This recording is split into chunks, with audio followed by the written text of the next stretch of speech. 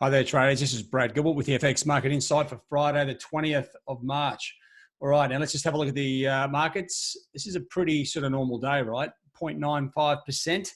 So the equity markets have just steadied, right? There's no big massive ricochet. There's no massive fall. This is where the market has congested trading all week. They're now looking at the, letting everything, the dust settle, then try and work it out from here. Now, we do have a big G7 coming up next Wednesday, Thursday. That's probably going to be the next major fundamental event to work out what's going on. The sort of risk on, risk off pairs, the Asian crosses, the yen crosses are slightly up at the moment. So a little bit of a rally. Dollar yen still surging up towards 111. That if you get caught up in that safe haven trade, you're definitely getting hammered there. Asian equities, well, we'll see how they go, but they should be pretty steady today, right? Barring any new crazy news out of China or somewhere else. We'll see how that plays out. Now, the main aim of what we're trying to do is keep ahead of what's happening and where the opportunities are, right? So you've got to really focus your attention, not just on the short-term equity moves, but what are the pairs? Now, if you have a look here, just hit the correlation matrix set up. There's still pretty high correlation here across the yen crosses, but it's not that epic 90% above levels, right? So the connection is, it's probably more so because the equity markets haven't moved that much, but you know what? Right at the moment, the connection is diminishing somewhat. So we're losing a bit of clear, specific direction for what currency pairs to trade. Now, if I just bring you across, just looking at the US dollar, right, as the index itself, just heading topside. Now, for me, when I look at a lot of the currencies and you look at the dollar index, you see it bounce, this is going to keep going up, in my opinion. We haven't yet seen any of the real carnage in the unemployment figures and all those things that have just been happening just now.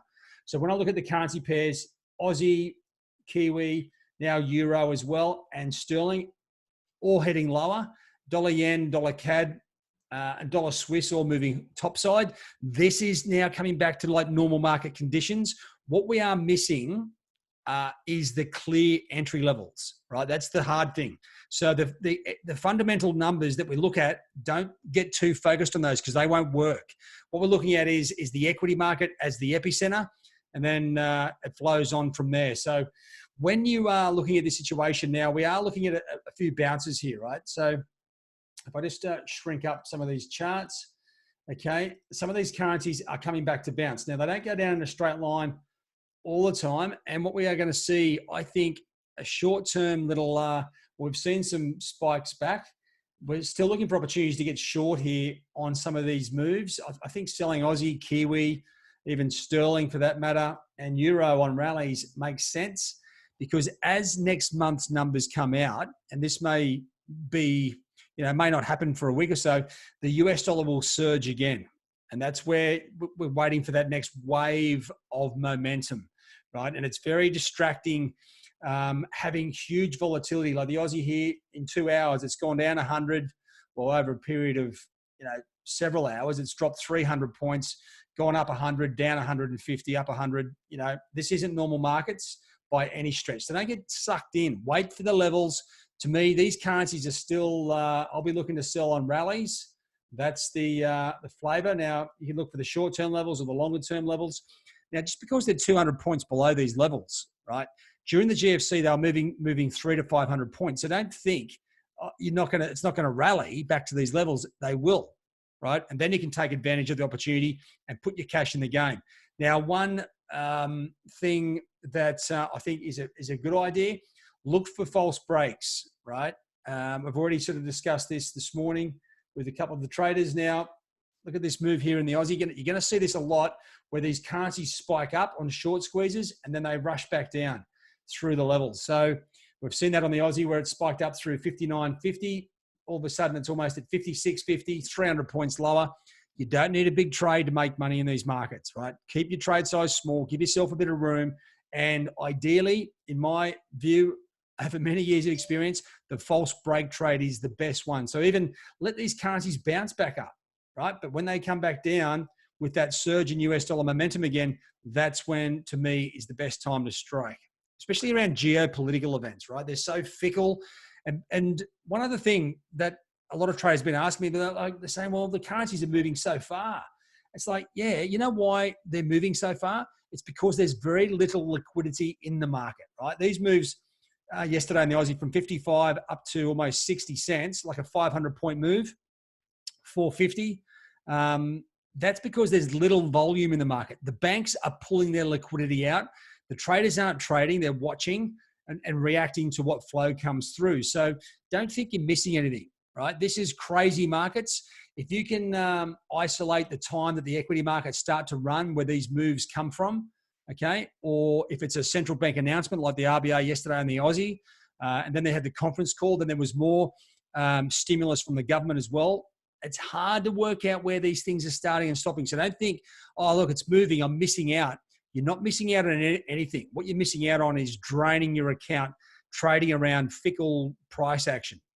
Sure, if it runs and you get in and it runs with you, then you're on the trade. But you want to keep your trade size very small to make sure you don't have big dents in your analysis, in your capital, right? Don't forget this. All these moves now are giving us the roadmap for what's going to happen when all these things reverse the other way, when the whole coronavirus thing sort of dissipates. So it's easier as these things back out. There'll be more liquidity and the moves will be clearer. So don't think if you're missing stuff now, we can get it all on the way back out. That's what you got to be thinking. So keep yourself calm, relaxed, and focus on the opportunities as they come up. As I was saying, like you're looking at, if I just bring you back to the main page here. One of the things is looking at the major pairs, right? So it's all about the dollar at the moment. We're getting some uniformity here on some of these major pairs. It's good to see Euro, Sterling, and Aussie moving together. Dollar yen's the odd one out, but the other pairs, well, I guess the dollar's going up. So this is good, okay? So it's not terrible conditions. We just don't have the entries. We've got overall medium long-term direction. We just don't have those entries. So wait for your entries is the main theme of it. And when you do come back and look at the general news, just be careful what you're reading. Like a lot of the news that's on these pages is old news, right? So don't forget, big G7 next week, Wednesday, Thursday. You're going to be waiting for that. They are, as the news services do, they focus more on the death. So Italy's getting a big run here. And you know what? International travel, it's going to hurt a lot of countries. So just be aware the worst is to come economically. With all this stimulus, it may steady things. But I think the US dollar is still the main trade to be focusing on long term. It's got a lot of room to move topside, I think, especially once we start to see the rest of the developed world's economic numbers fall dramatically. Like employment in a lot of countries should be at 20, 30% very quickly. Okay, unemployment. So that's what we're waiting for. And when that happens, I think you'll see the dollar rally. Of course, these unemployment figures are going to impact the US dollar as well. So keep an eye on that. And that's where we are. This is tricky times. It's not a great time to be trading large trade sizes. As I said, wait for the setups. We've got direction. Just be patient. Small trades, probably bigger stop losses than you're used to. But make sure your risk-reward ratios are still trying to keep into 3 to 1. Right? If you're risking 50 or 100 points on a stop, you need to be making 300. We are seeing 300-point moves, so that's a real possibility. All right, guys, have a good trade day. Cheerio.